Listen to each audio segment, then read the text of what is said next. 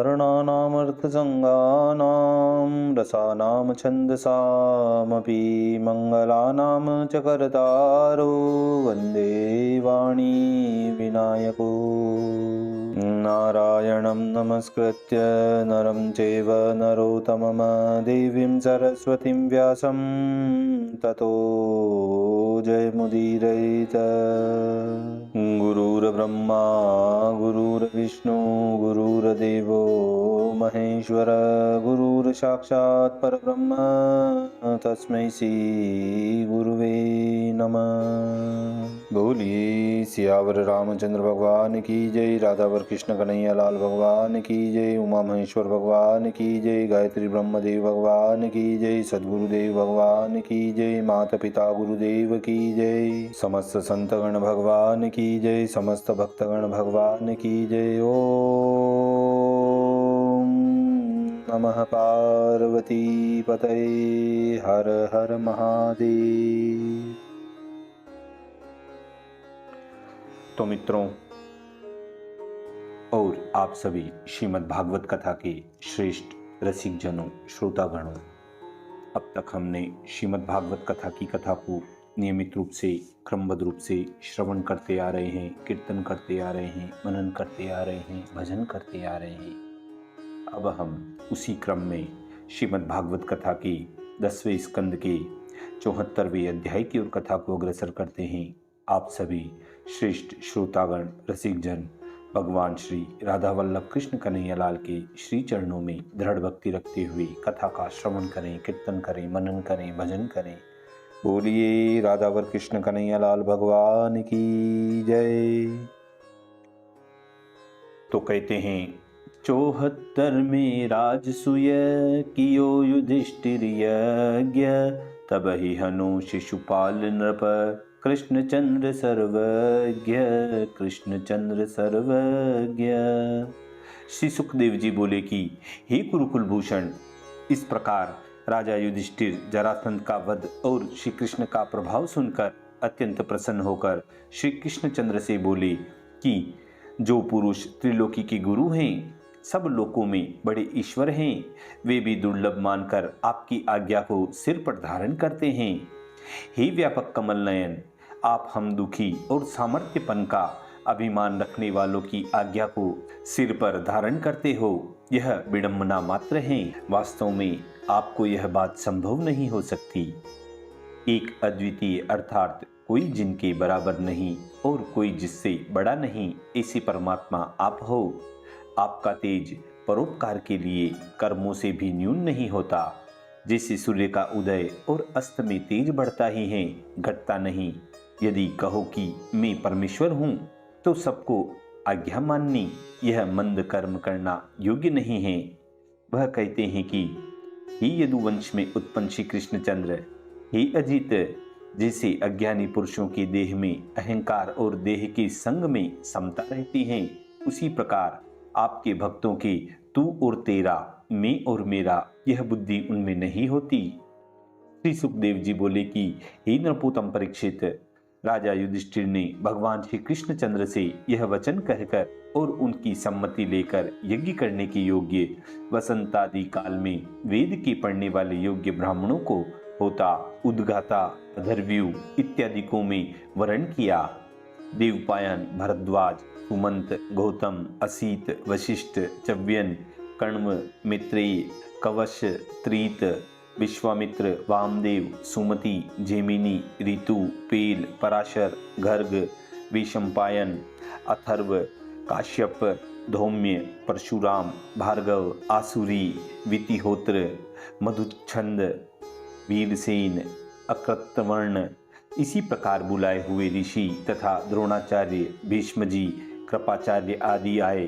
तब पुत्रों सहित धृतराष्ट्र और बड़े बुद्धिमान विदुर जी भी आकर सुशोभित हुए। हे राजन, और भी यज्ञ देखने के लिए ब्राह्मण, क्षत्रिय, वैश्य, शूद्र व सब राजा और उनके प्रधान दीवान आए। इसके उपरांत ब्राह्मण लोग यज्ञ करने की भूमि में सुवर्ण का हल चलाकर भूमि शोधन करके राजा युधिष्ठिर को यज्ञ दीक्षा देने लगे। जैसे पहले वरुण के यज्ञ में सुवर्ण की सामग्री और सुवर्ण के पात्र थे, उसी प्रकार इस यज्ञ में भी वह सभी पात्र थे और ब्रह्मा, महादेव तथा इंद्रादिक देवताओं को संग लेकर लोकपाल भी वहां आए। गणों सहित सिद्ध, गंधर्व, विद्याधर, बड़ी बड़ी सर्प, मुनीश्वर, यज्ञ, राक्षस, खग, किन्नर और चारण, इनके समूह के समूह वहां आए। और आए हुए राजाओं की सब स्त्रियां भी पांडुपुत्र राजा युधिष्ठिर की राजसूय यज्ञ में आई। हे महाराज, इस बात को कोई आश्चर्य न करें, क्योंकि हरिभक्त की सब वार्ता सिद्ध हो सकती है। इसीलिए इन्होंने युधिष्ठिर के यज्ञ में विस्मय नहीं किया।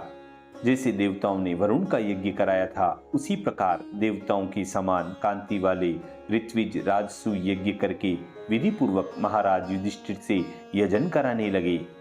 अतिशय करके सावधान पृथ्वी का पालन करने वाले राजा युधिष्ठिर ने जिस दिन सोमवल्ली कुट्टी गई, उस दिन यज्ञ कराने वालों का तथा बड़भागी जो सभा में मुख्य थे, उनका पूजन किया। सभा के बैठने वालों में प्रथम किसकी पूजा करनी चाहिए? तो कहते हैं, पहले पूजा काको कीजे, अक्षत तिलक कौन सी दीजे, कौन बड़ो देवन को ईश, जाहि पूजी हम ना वो शीश, जाहि पूजी हम ना वो शीश। यह विचार करते करते एक की अपेक्षा एक बड़ा है। इस कारण जब किसी का निश्चय न हुआ, तब युधिष्ठिर के भाई सहदेव ने कहा, देखिए यहाँ एक शंका आती है कि पृथ्वी पर युधिष्ठिर ने कुछ पहले यज्ञ नहीं किया। यज्ञ तो सतयुग से अनेक राजा करते चले आते हैं, फिर युधिष्ठिर के यज्ञ में पहले पूजन करने के लिए देवताओं का विचार क्यों किया? कुछ ब्राह्मण भी प्रथम ही यज्ञ कराने के लिए नहीं आए थे। पहले सतयुग में भी ब्राह्मणों ने सहस्त्रों यज्ञ करा चुके थे, फिर धर्मराज के यज्ञ में इतना विचार क्यों किया गया? तो इस शंका के उत्तर में कहते हैं कि सब ब्राह्मण भगवान को भूले नहीं थे। सब जानते थे कि यज्ञ में भगवान का पूजन पहले करना चाहिए, ऐसा सब जानते थे। परंतु देव योग से शिशुपाल ने कालवश मुनियों को और यज्ञ की सभा में बैठने वाले प्राणियों को मोहित कर लिया। काल करके सब मुनिजन मोहित हो गए, क्योंकि जो यज्ञ में पहले पूजन करने योग्य कौन है, ऐसा विवाद न होता तो शिशुपाल श्री कृष्ण की निंदा क्यों करता और बिना निंदा किए भगवान उसको क्यों मारते? शिशुपाल के काल द्वारा मोहित मुनि और सब सभा के बैठने वाले प्रथम पूजने करने योग्य का इसीलिए विचार करने लगे। इस प्रकार इस शंका का निवारण होता है। अब पुनः हम कथा की ओर चलते हैं, जहाँ कहते हैं कि भक्तों का पालन करने वाले अखंड रूप समस्त देवता व देश काल धनादिक रूप भगवान श्री कृष्ण चंद्र ही इस यज्ञ में पूजा करने की योग्य हैं। यह सब विश्व कृष्ण का ही रूप हैं और यज्ञादिक भी कृष्ण रूप ही हैं। और अग्नि, आहुति, मंत्र, ज्ञान, उपासना आदि भी सब कृष्ण परायण हैं। हे सभा के बैठने वालों, अजन्मा एक अद्वितीय कृष्ण ही हैं। वे अपने स्वरूप विश्व को अपने आत्मा से ही दूसरे की सहायता बिना उत्पन्न, पालन और नाश करते हैं। सब जनों के अनुग्रह से इस संसार में अनेक प्रकार के तप, योगादिक कर्म करके धर्मादिक रूप कल्याण को करते हैं और अनेक प्रकार के सब कर्मों के फल भी सब श्री कृष्ण के अधीन हैं। इसलिए सबसे बड़े भगवान श्री कृष्ण चंद्र की ही पहले पूजा करनी योग्य है और इनकी पूजा करने से सब प्राणियों की पूजा हो जाएगी और जो कोई पूजा की योग्य होगा उसकी भी पूजा हो जाएगी। इस कारण जो पुरुष पूजा के अनंत फल की चाहना करें, वह पुरुष सब प्राणियों की आत्मा भेदभाव रहित और शांति परिपूर्ण भगवान वासुदेव की पूजा करें। हे महाराज, इतनी कथा कहकर श्री कृष्ण के प्रभाव को जानने वाले सहदेव चुप हो गया और उस समय सब श्रेष्ठ पुरुष सहदेव का वचन सुनकर सत्य कहा इस प्रकार कहकर सहदेव की बढ़ाई करने लगे। स्नेह से विहल और प्रसन्न होकर राजा युधिष्ठिर ने उन ब्राह्मणों के कहे हुए वचन सुन और सभा में बैठे हुए पुरुषों के हृदय का अभिप्राय जानकर इंद्रियों की प्रेरणा करने वाले भगवान श्री कृष्ण चंद्र का पूजन किया। स्त्री, भाई, मंत्री और सब कुटुंब के पुरुषों सहित राजा युधिष्ठिर ने श्री कृष्ण चंद्र की चरण कमलों को धोया। सब लोगों की पवित्र करने वाले चरणान बिंद का धोवन जल अपने मस्तक पर चढ़ाया पीले रेशमी वस्त्र और बहुत मोल के आभूषणों से भी उन भगवान की पूजा करके आंसू भरे नेत्रों से राजा युधिष्ठिर श्री कृष्णचंद्र के दर्शन करने को समर्थ नहीं हुए। इस प्रकार जब राजा युधिष्ठिर ने पूजा की तब श्री कृष्णचंद्र का दर्शन करके सब लोग हाथ जोड़कर नमो नमः और जय जय शब्द से श्री कृष्णचंद्र को प्रणाम करके फूलों की वर्षा करने लगे। हे महाराज परीक्षित, जब इस प्रकार भगवान श्री कृष्णचंद्र की पूजा हुई तब उस समय दमघोष का पुत्र शिशुपाल श्री कृष्णचंद्र के गुणों का वर्णन सुनकर अत्यंत क्रोधित हुआ और भुजा उठाकर ईर्ष्यापूर्वक निर्भय होकर श्री कृष्ण को कठोर वचन सुनाकर कहने लगा कि नाश रहित श्लाघ्य सामर्थ्यवान काल बड़ा प्रबल है। वास्तव में यह वेद की श्रुति सत्य है, क्योंकि काल से ही वृद्ध वृद्ध सभा में बैठने वालों की बुद्धि इस बालक सहदेव के कहने से चलायमान हो गई। हे पात्र के जानने वालों में श्रेष्ठ सभापतियों, भला यह कृष्ण पूजा की योग्य है? कदापि नहीं। इस कारण इस बालक सहदेव का वचन मानना उचित नहीं, क्योंकि तप करने वाले विद्वान, व्रती, ज्ञानी, पाप रहित, ब्रह्मनिष्ठ और लोकपालों से पूजित ब्रह्म ऋषि इस सभा में विराजमान हैं। इन सबको त्याग कर गायों को चराने वाला और कुल को दोष लगाने वाला पूजा की योग्य कैसे हो सकता है? क्योंकि यज्ञ में देवताओं की योग्य बलि को कौवा कैसे ग्रहण करने योग्य है? न जिनका कोई वर्ण, न आशय और न कोई कुल है, संपूर्ण धर्म से बहिष्कृत, जैसे मन में आए वैसे ही करे, गुणहीन ऐसा कृष्ण कैसे पूजा के योग्य हो सकता है? राजा ययाति ने इसके कुल को शाप दिया और सत्पुरुषों ने जाति बहिष्कृत किया और सर्वदा वृथा मदिरा पान करने वाला इसका कुल है। फिर इस कुल में आज कृष्ण कैसे पूजा के योग्य हो सकता है? ब्रह्म ऋषि सेवित देशों को त्याग कर ब्रह्म तेज रहित समुद्र के किले का आशय लेकर यादवों में चोर के समान बाधा देता है। हे भूपाल, नष्ट मंगल शिशुपाल और भी अनेक प्रकार के अमंगल वचन कहता रहा, परंतु जैसे सिंह सियारों के बोलने पर ध्यान नहीं देता है, उसी प्रकार भगवान श्री कृष्णचंद्र कुछ नहीं बोले। सभासद दुसह भगवान श्री कृष्णचंद्र की इस प्रकार निंदा सुनकर कर्ण मूंद कर अत्यंत क्रोधित होकर शिशुपाल को गाली देने लगे, क्योंकि भगवान की निंदा अथवा भगवत परायण पुरुषों की निंदा सुनकर जो पुरुष उस स्थान से न उठ जाए, वे पुरुष अपने पुण्य से भ्रष्ट होकर नरक में गिरते हैं। इसके उपरांत हे परीक्षित, क्रोध से पांडु के पुत्र और मत्स्य देश व संजय देश के राजा अपने अपने शस्त्रों को उठाकर शिशुपाल के मारने को उद्यत हुए।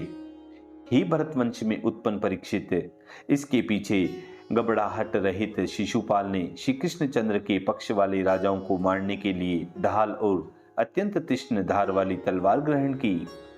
यह मेरा पार्षद है और मेरे समान बलवान है, यह सबको मारेगा, इससे मैं ही इसको मारूं, यह विचार करके उसी समय भगवान श्री कृष्णचंद्र ने उठकर अपनी ओर के राजाओं को निवारण करके सन्मुख आते अपने वीरी शिशुपाल का सिर छुरे के समान पेनी धार वाले चक्र से काट लिया। उस समय बड़ा कोलाहल शब्द हुआ और शिशुपाल के पिछलंगु राजा जी ने इच्छा करके भाग गए। उस समय शिशुपाल के देह में से निकली हुई ज्योति सब प्राणियों के देखते देखते श्री कृष्णचंद्र में इस प्रकार मिल गई, जिस प्रकार आकाश से गिरे तारे पृथ्वी से मिल जाते हैं। पहले जन्म में हिरण्याक्ष और हिरण्यकश्यप हुए, दूसरे जन्म में रावण कुंभकर्ण हुए, तीसरे जन्म में शिशुपाल और दंतवक्र हुए। इस प्रकार 3 जन्म के चले आए वीर से तन्मय बुद्धि से रूप का ध्यान करते करते उसी रूप को प्राप्त हो गए, अर्थात पार्षद हो गए, क्योंकि जैसी जो भावना करता है वैसा ही उसका जन्म होता है। इसके उपरांत चक्रवर्ती राजा युधिष्ठिर ने यज्ञ के कराने वाले ब्राह्मणों को और बड़ी सभा में बैठने वालों को बड़ी दक्षिणा दी और विधि पूर्वक सबका पूजन करके यज्ञांत स्नान किया। योगेश्वरों के ईश्वर श्री कृष्णचंद्र ने राजा युधिष्ठिर का यज्ञ सिद्ध करके और सुतरिदों की विनय से कितने ही मास पर्यंत वहां वास किया। इसके उपरांत जाने देने की इच्छा न करने वाले राजा युधिष्ठिर से आज्ञा मांगकर सामर्थ्यवान भगवान देवकी नंदन श्री कृष्णचंद्र अपने स्त्री पुत्रों को संग लेकर द्वारकापुरी को चले आए। श्री सुखदेव जी बोले कि हे राजा परीक्षित, वैकुंठ के वास करने वाले जय विजय पार्षदों को सनकादिकों का शाप लगा, इस कारण बारंबार उनका जन्म हुआ। प्रथम यह कथा तुम्हारे आगे विस्तार सहित वर्णन कर चुके हैं। राजसूय यज्ञ करके, पीछे स्नान करके राजा युधिष्ठिर ब्राह्मण और क्षत्रियों के मध्य में बैठे हुए इंद्र के समान सभा में शोभायमान होने लगे। राजा युधिष्ठिर से सत्कार पाकर सब देवता और आकाश के विचरने वाले मनुष्य, प्रमथगण, श्री कृष्णचंद्र और सभा तथा यज्ञ इनकी प्रशंसा करके आनंद पूर्वक अपने अपने लोकों को चले गए। परंतु कौरवों के कुल में कलयुग रूप कुल का नाशक धर्मद्वेषी दुर्योधन पांडुपुत्र महाराज युधिष्ठिर की बड़ी शोभा को देखकर अपने मन में बहुत कूढ़ा। शिशुपाल के वध आदि जो भगवान श्री कृष्णचंद्र के कर्म 20,800 राजा खेत से छुड़ाए और राजा युधिष्ठिर का यज्ञ कराया, इस प्रसंग को जो पुरुष कहे अथवा सुने वे सब पापों से छूट जाएंगे। इसी मधुर संवाद के साथ श्रीमद् भागवत कथा के 10वें स्कंद के चतुःसप्ततितमो अध्याय 74वें अध्याय की पूर्णता व समाप्ति होती है। बोलिए श्री कृष्ण कन्हैया लाल भगवान की जय।